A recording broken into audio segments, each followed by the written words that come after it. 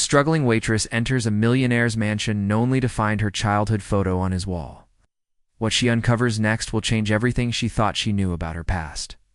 It was just another normal morning for Danielle. She had been working at a small local diner in Georgia for nearly 2 years now. Life wasn't fancy or easy, but it was steady. She lived with her mother in a tiny apartment, just the two of them. Every day she woke up before sunrise, tied her curly hair into a bun, wore her black and white waitress uniform, and caught the bus to the diner. The place was old and a little worn out, but it was full of familiar faces and warm smells: coffee, pancakes, and fried eggs. Danielle wasn't just any waitress. People loved her. She always served with a smile, even when her feet were hurting after long shifts. Her regular customers called her Sunshine because of her positive attitude. But inside, she was tired. She had dreams, big dreams. Wanted to study? Maybe become a teacher or social worker? She had even once thought of opening her own bakery. But life had not given her that chance yet. Every paycheck she earned went to rent, food, and helping her mother pay old medical bills. College seemed like a faraway dream, like something for other people. Then came the day that changed everything. It was a Friday afternoon, and the diner was unusually quiet. Danielle was wiping down tables when a woman walked in. She was dressed in all black, like a business professional, and looked a little out of place. She asked to speak to the manager. After a few minutes of talking, the manager called Danielle over. "Danielle, this lady's from Whitmore Manor. They're hosting some private charity dinner tomorrow, and their regular caterer's canceled. She said they need professional servers, and fast. I told her you're the best we have." Danielle blinked. Whitmore Manor? That was the giant white mansion up on the hill, owned by the mysterious millionaire Howard Whitmore. People in town rarely saw him. He was known to be rich, private, and maybe even a little strange. But everyone said he was generous with charities and often gave money to local causes without wanting credit. Still, no one Danielle knew had ever stepped inside that house. "Would you be interested?" the woman asked. "It's one night only. Pays triple what you usually make." Danielle's heart jumped. Triple the pay for one night. I could help cover rent, and maybe even help her buy a new pair of shoes. Without thinking too hard, she said yes. The next evening, she arrived at the gates of Whitmore Manor. The driveway was long, lined with trees and glowing garden lights. The mansion itself looked like something from a movie: tall pillars, wide stairs, and windows glowing softly in the dusk. She had never seen anything so big in her life. It made her feel small. Inside, everything was perfectly decorated. Here were chandeliers sparkling overhead, long tables filled with silverware and crystal glasses, and paintings on every wall. Danielle felt like she had stepped into another world. The head butler gave her instructions: where to stand, how to serve, wine, how to move quietly. Danielle listened carefully. She was nervous, but she reminded herself this was just one night. Just do the job well and go home. As the guests started arriving, she moved around with a silver tray in hand, offering drinks and hors d'oeuvres. The people were dressed in shiny clothes and expensive shoes. She kept her eyes down, focused on doing her job. Some guests nodded politely, others ignored her completely. It didn't matter. She had done this kind of work before. Then something strange happened. About halfway through the evening, Danielle was asked to take a tray of drinks to the study room. The guests were mingling there, and they wanted more wine. She walked through the hallway, her black shoes softly tapping against the marble floor. As she stepped into the study, her eyes scanned the room. There were tall bookshelves, a fireplace, and a large desk. But her eyes landed on something that stopped her cold. On the wall above the fireplace was a collection of framed photographs. Most were of nature or old family portraits. But right in the middle of them all was a photo that made her tray tilt. Slightly in her hand, it was her. She blinked hard, thinking maybe she was imagining it. But no. There, in a pretty pink dress, sitting on a garden bench, was a 5-year-old version of herself. Her big eyes, her curly hair, tied with ribbons, and even the gap in her front teeth from when she lost a baby tooth, it was all there. Danielle's breath caught in her throat. She took a step closer, heart pounding. The photo was not just similar. It was her. But where did it come from? She had never seen this picture before. Not in any family album. Not in any frame at home. And why was it here, in the house of a man she didn't even know? A guest walked into the room and startled her back to reality. Danielle quickly turned away from the photo, pretending to adjust the drinks on her tray. She finished her task and left the room as quickly as possible. But the image stayed in her mind like a ghost. She wanted to ask someone, but who could she ask? The head butler. He barely looked at her, and Mr. Whitmore. He hadn't even shown his face yet tonight. He was known to stay away from crowds, letting others host events on his behalf. That night, as she finally returned home, she couldn't sleep. She kept staring at the ceiling, replaying the picture over and over in her head. She went to her small drawer of old photos and dug through everything she had, but the photo from the mansion wasn't there. She even asked her mom casually, "Hey, did I ever wear a pink dress like this when I was a kid?" But her mom just smiled and said, "Maybe. You had a lot of dresses." Danielle wanted to believe it was just a strange coincidence. Maybe someone else looked like her. It wasn't her at all, but deep down, she knew. That was her in that photo. The next day she returned to the mansion not to work, but to ask questions. She didn't care if it was awkward or embarrassing. She had to know why that photo existed and why it was on the wall of someone she had never met. The butler at the gate seemed surprised, but let her in after she explained who she was. She waited nervously in the hallway for nearly half an hour before a tall, older man appeared. Howard Whitmore. He had gray hair, sharp blue eyes, and a quiet, serious face. He looked like someone who had seen too much of life, Danielle introduced herself, voice shaking slightly. "I'm sorry to bother you. I worked here yesterday. I saw something. Photo in your study. Me. When I was little." For a long moment, Mr. Whitmore said nothing. His face went blank. Then, without a word, he turned and walked away. Danielle thought he was ignoring her. But after a few steps, he stopped and said softly, "Follow me." She followed him into the study.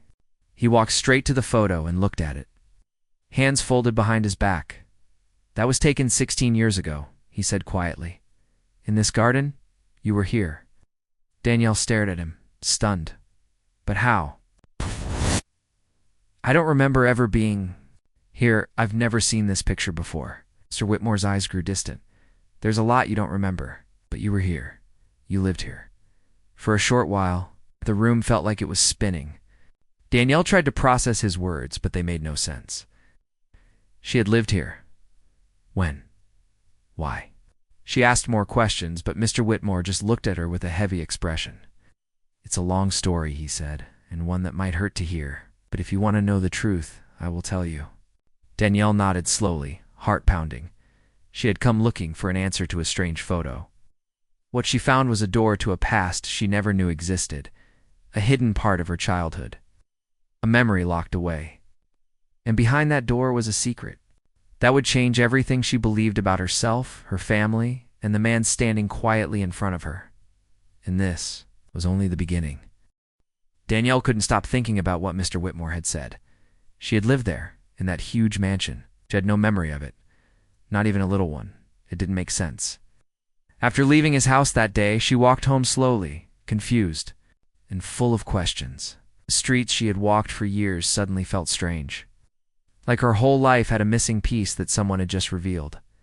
When she reached her apartment, her mom was in the kitchen cooking beans and rice. The smell was comforting, but Danielle's heart was still heavy. She sat at the small kitchen table, playing with her fingers nervously. Her mom noticed something was wrong and asked softly, "You okay, baby?" Danielle hesitated. She didn't know how to start. Then she looked up and said, "Mama, do you remember when I was 5? Did anything strange happen? Did I ever stay somewhere else?" Her mother froze. The spoon in her hand paused in the air. Danielle could see her mother's body tense. That was all the answer she needed. "Mama," Danielle said again, "please, tell me the truth. I went to Mr. Whitmore's house yesterday. I saw a photo. It was me. A picture of me when I was 5. He said I lived there for a little while." Her mother slowly sat down across from her. She sighed, her eyes full of sadness. I was hoping you would never have to remember that, she said. But I guess the past always finds a way. Danielle waited, her heart pounding. I was very sick when you were small, her mother began. You were just 5, had pneumonia. Very bad. I was alone, and we didn't have money. I collapsed in our apartment. The neighbor found me and called an ambulance. While I was in the hospital for almost 2 months, the state took you.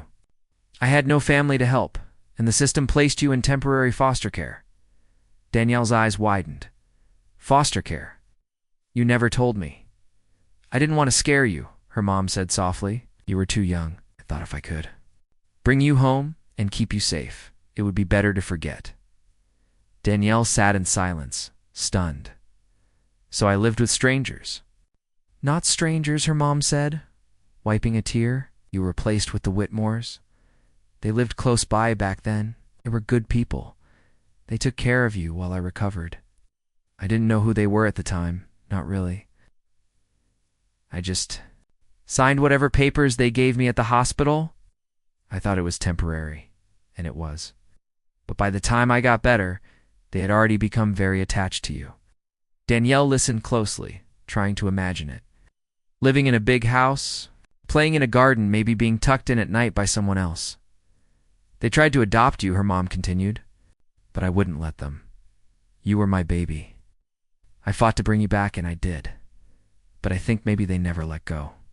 Danielle didn't know what to feel. Anger, sadness, shock. She had always believed she had lived her whole life. With her mother, no one had ever mentioned this missing chapter. But now it all made sense, the photo. Mr. Whitmore's face, his sadness when he saw her. She had meant something to him deeply. That night, Danielle lay in bed with her eyes wide, open, thinking about everything. She wondered what kind of bond she had with the Whitmores during those few months. Had she called them Mommy and Daddy? Had she cried when she was taken away? She didn't remember. But the photo had captured something real, something powerful. And Mr. Whitmore had kept it all these years. The next morning, she decided to go back. She needed answers. Not from her mother this time, but from Mr. Whitmore himself. He had promised to tell her the truth, and now she was ready to hear it. He welcomed her quietly, with the same serious expression. He offered her tea, and they sat in the large living room, the same room where her photo still hung on the wall. He looked at her gently. Your mother was very brave, he said. She loved you so much. But yes, it's true. You lived with us for 3 months. Danielle nodded slowly. Why did you keep the photo? Because you changed our lives, he said. His voice was low and full of emotion. My wife and I, we couldn't have children. We tried for years. And then one day the agency called and said there was a little girl who needed a home for a short while. We said yes. The moment you walked into this house, everything changed. He smiled softly, remembering. You were full of energy. You ran in the garden, chased butterflies, danced in the rain. My wife used to say you brought light into this house. We both fell in love with you. Danielle felt her throat tighten. She wanted to adopt you. She believed you were meant to be our daughter. We started the process, but just as things were moving forward, we got the call. Your mother had recovered. The agency said you had to go back. Danielle blinked hard, trying not to cry. You let me go? We had no choice, he said. Legally, she was your parent, and she had every right. We said goodbye. It was the hardest thing we ever did. There was silence for a moment. Then Mr. Whitmore continued. After you left, my wife, she was never the same. She kept your picture by her bedside, talked about you often.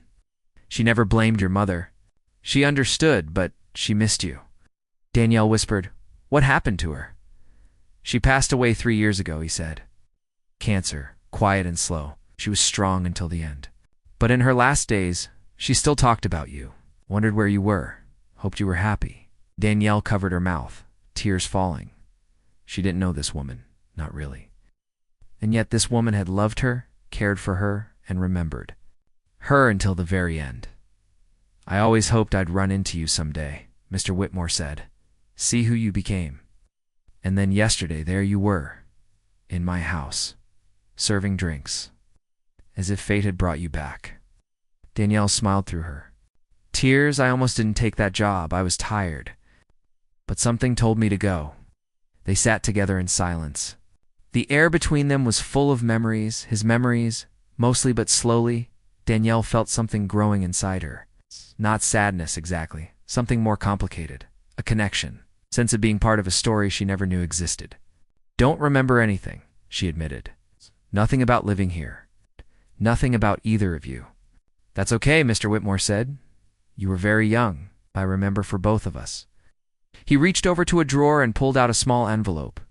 Inside were a few more photos: Danielle laughing in a kiddie pool, Danielle sitting on his wife's lap while reading a story, Danielle sleeping with a teddy bear. Her face in those photos was full of joy, peace, and comfort. It felt strange, like looking at a different version of herself. Do you want to keep one? He asked.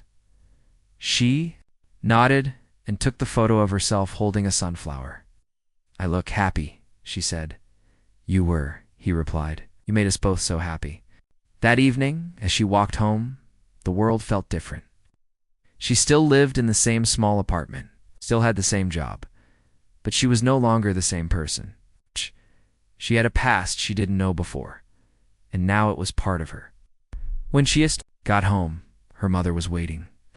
Danielle showed her the photos. They sat together on the couch, holding hands. I never stopped loving you, her mother said softly. I know, Danielle whispered, and I never stopped being your daughter. But maybe I was someone else's daughter too. For a little while, her mother nodded, eyes full of tears. That's okay, baby. Love doesn't run out. Danielle slept peacefully that night for the first time in days. Her mind was still full of questions, but now they came with answers too. She had found a piece of her life that was lost. And though it was emotional and surprising, it was also beautiful. She didn't know what would come next, but deep inside, she felt a new kind of strength, a sense that she belonged to more than just one story. And somehow that made her feel whole. Danielle felt like her heart was walking through two different worlds. One world was her small, simple life, her mother, the tiny apartment, the diner job, the bus rides. The other world was made of tall ceilings, golden chandeliers, marble floors, and a photo of her 5-year-old self smiling in a pink dress. These two worlds had once touched long ago, and now they were meeting again. She was standing in the middle, trying to understand who she really was. She started visiting Mr. Whitmore regularly, not as a waitress, not to serve food or clean dishes, but simply as herself. The man who once seemed mysterious and distant was now opening up like an old book with dusty pages. He shared memories, photos, and stories that Danielle had no idea existed.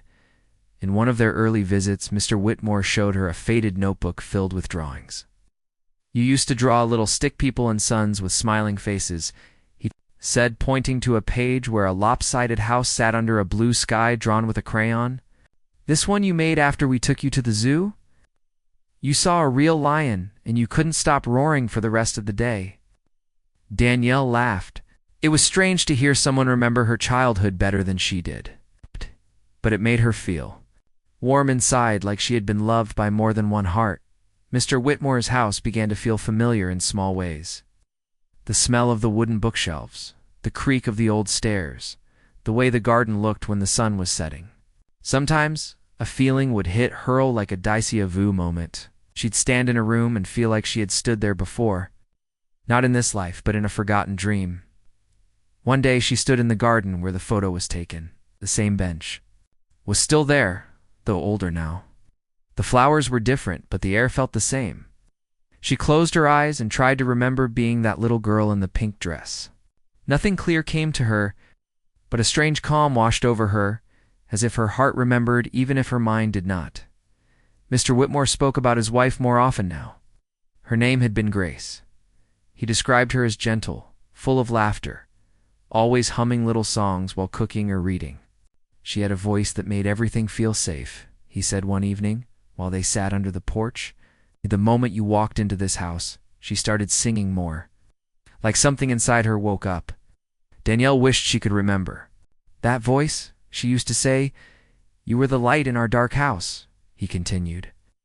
"We were going through a hard time before you came. Years of trying for a child, and the pain of every failed attempt. Then you arrived.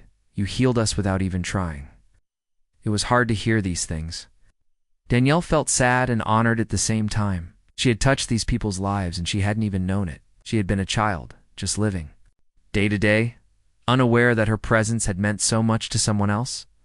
Sometimes Danielle brought her mother with her on the visits. At first it was awkward.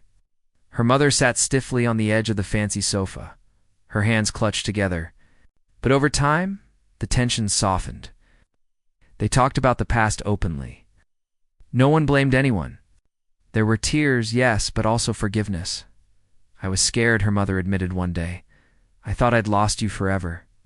When they said you had bonded with them, it broke me.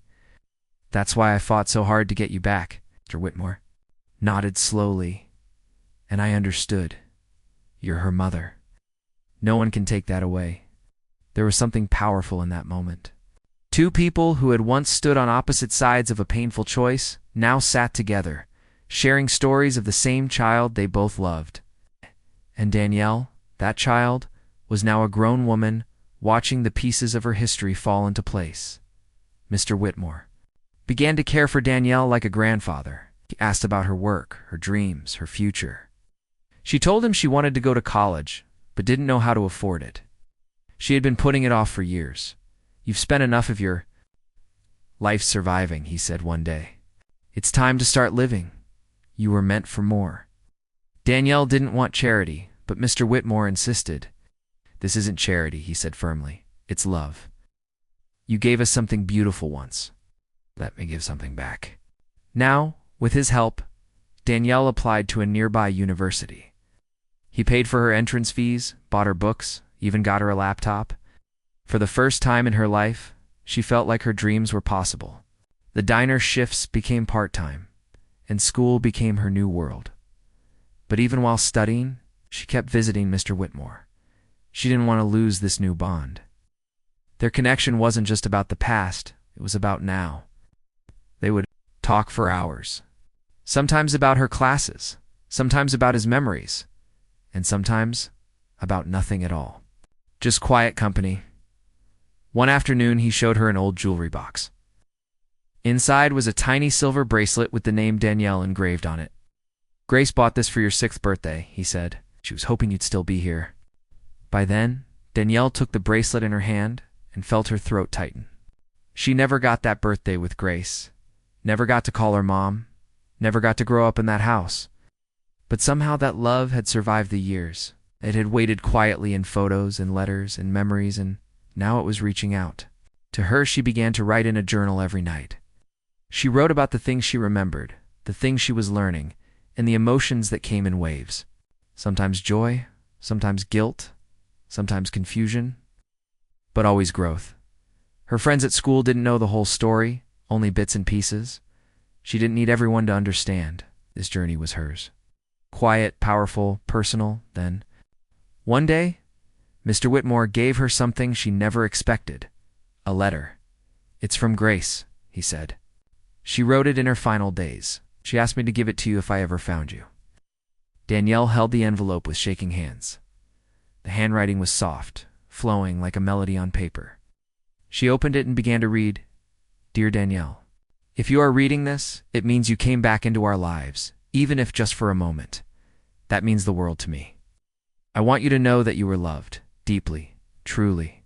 From the first time I brushed your hair to the last time I watched you sleep, I felt like you were a gift I didn't deserve. I never stopped thinking about you. I never stopped hoping you'd grow up strong, kind, and brightened. I'm sure you did. If life has been hard, I'm sorry. I hope you've always known how special you are. You lit up our home. You healed our hearts. No matter where you are or who you become, a part of my heart will always belong to you. With all my love, Grace. Danielle wept quietly as she read the letter again and again. She pressed it to her chest and closed her eyes, feeling Grace's love wrap around her like a warm blanket. That night, she sat with her mother and told her about the letter.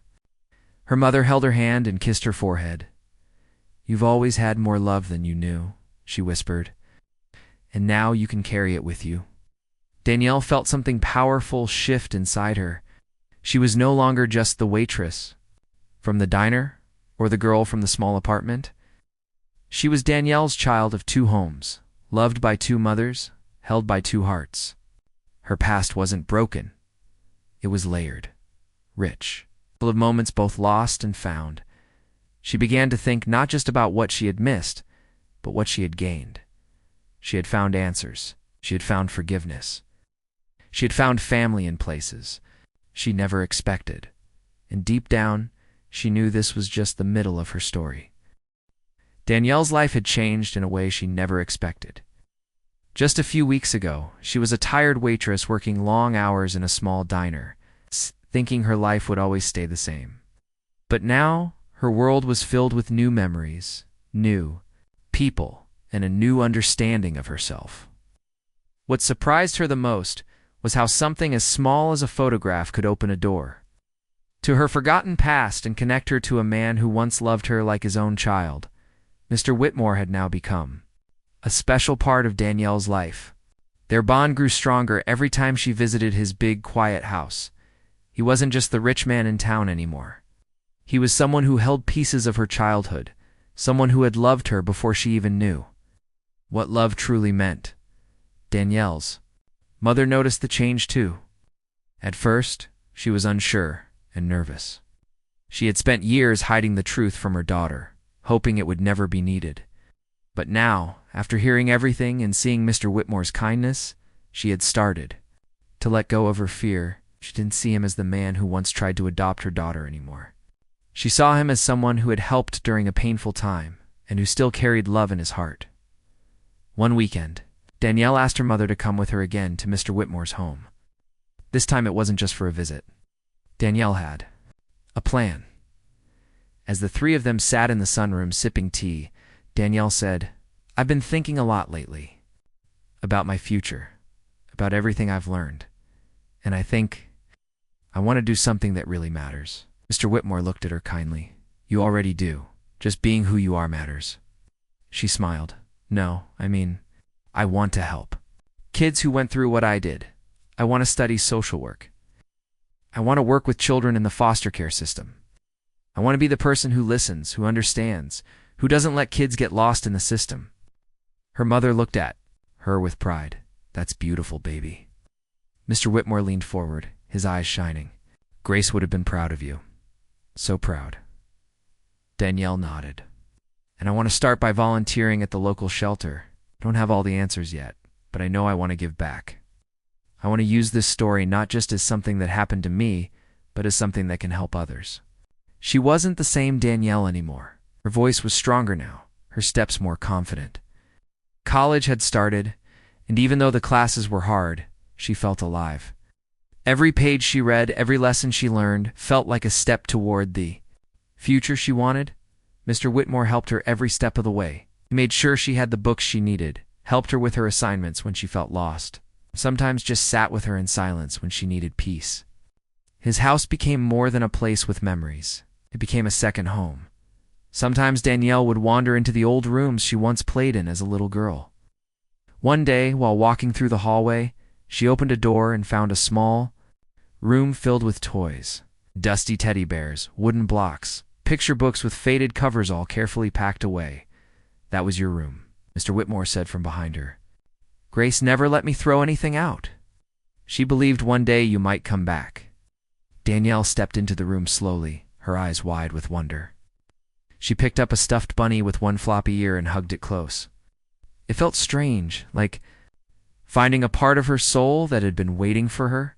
"She called this Hope Room after you left," he said quietly. She said it gave her hope. Tears filled Danielle's eyes. She felt overwhelmed, but not in a painful way. It was like finding love left behind for her to discover when she was ready. A few weeks later, Danielle began her volunteer work at a nearby foster center. She walked into the building with a folder in her hand and nerves dancing in her chest.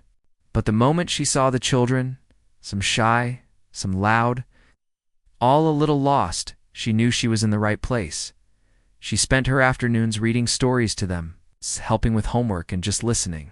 Sometimes a child would cry without knowing why. Danielle understood. She had once been that child too scared, confused, unsure of what the world would bring next. Her calm voice and kind smile became a light for many of them. One little girl, named Amaya, around 6 years old, reminded Danielle of herself.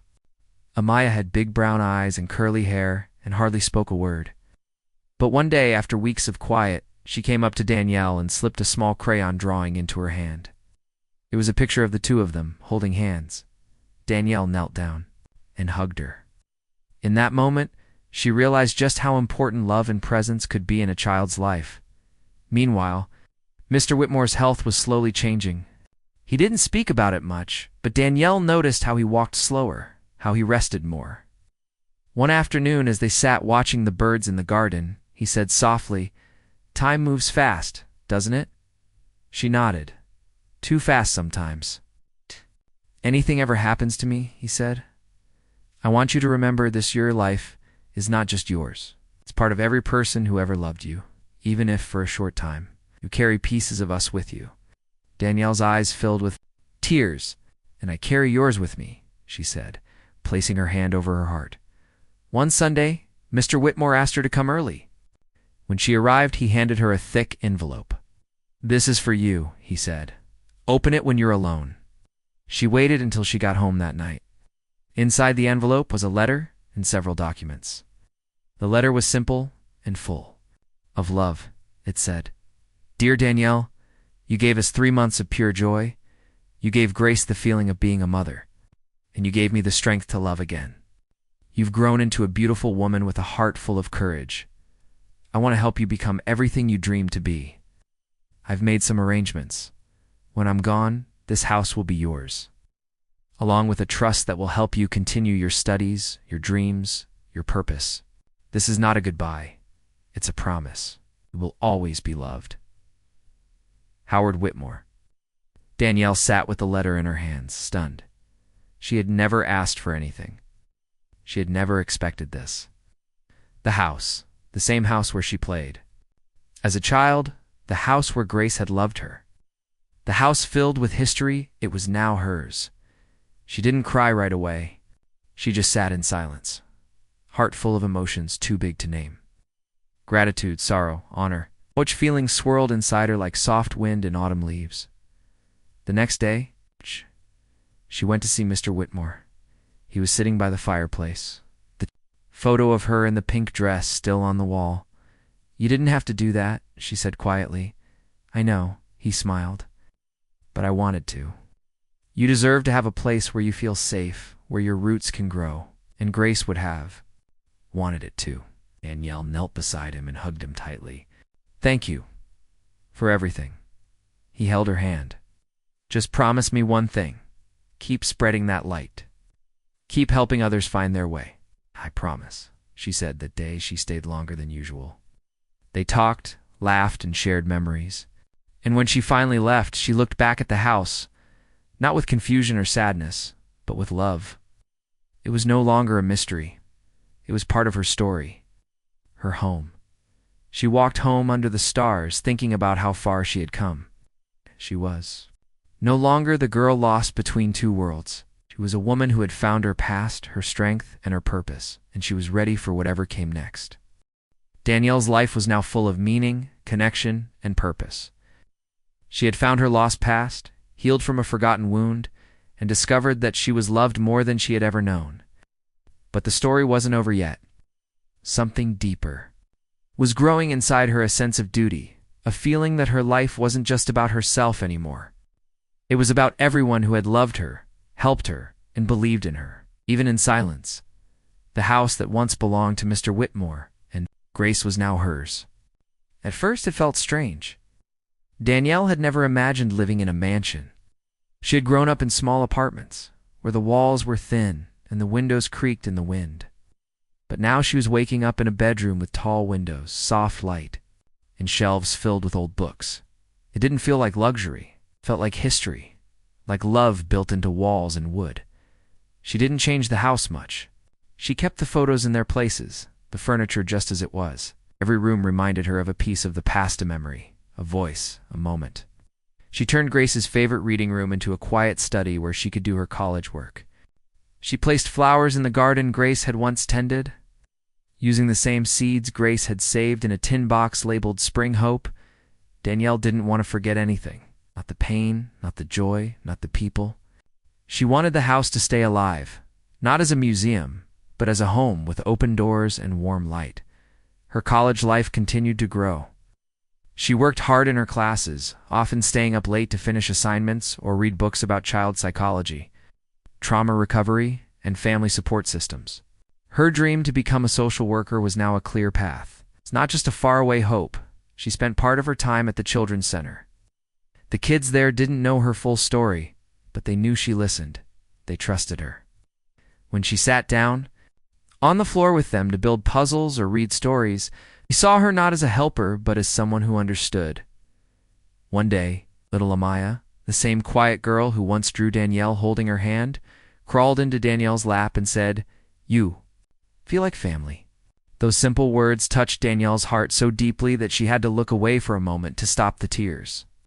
She had never wanted to be anyone's hero. She just wanted to be someone who showed up, who cared, who stayed Mr. Whitmore's.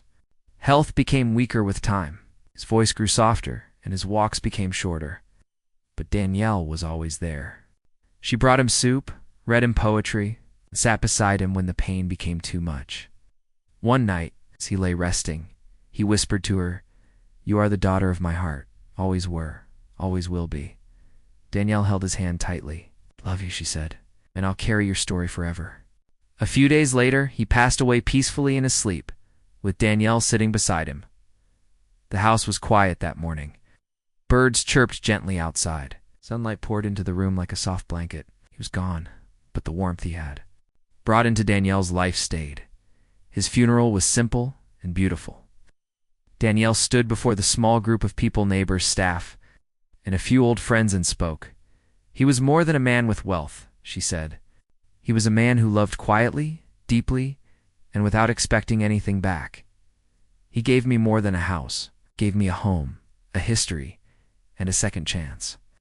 After his passing, Danielle found more letters. Grace had written many of them, kept in a wooden box hidden behind old books in the study. Most were addressed to Danielle, filled with love, advice, and gentle wishes for her future. They were like soft whispers from the past, telling her she was never forgotten. Danielle made a promise that they two never let their love go to waste. She would use it. She would build something with it.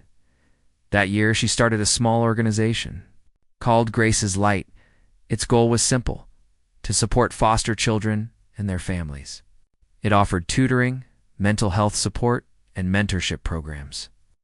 Danielle used part of the trust Mr. Whitmore left her to fund it. She didn't want to wait until she made it big. She wanted to start now. The old mansion became the heart of the project. Rooms that once stood silent were now filled with laughter, art, and music. The kitchen cooked warm meals for children after school. The old dining hall became a space for workshops. The garden, once tended by Grace, was now filled with little feet running through it, and children planting their own seeds of hope. Every child who came through those doors felt safe. They were seen. They were heard.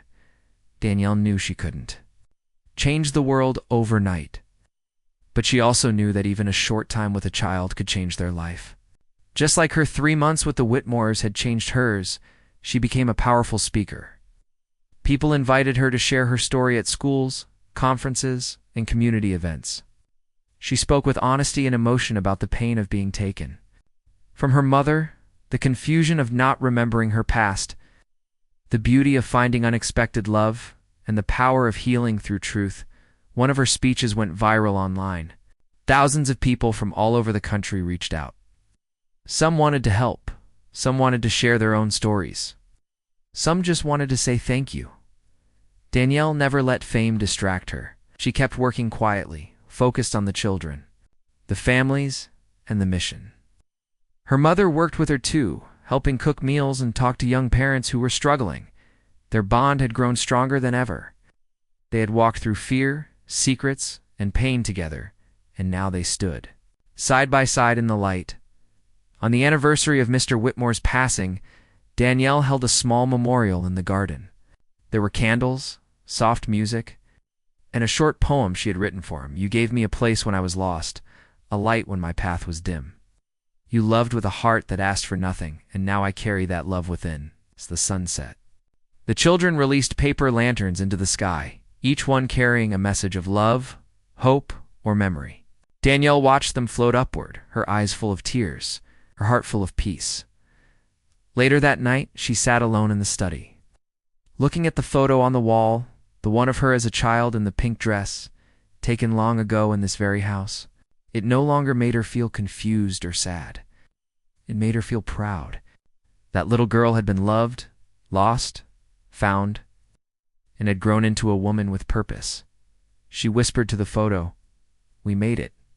You and me." Years later, Danielle's organization grew bigger. Other cities started programs inspired by Grace's light. People wanted to do the same thing, to create homes of love and safety for kids who needed them most. Danielle never forgot where it all started.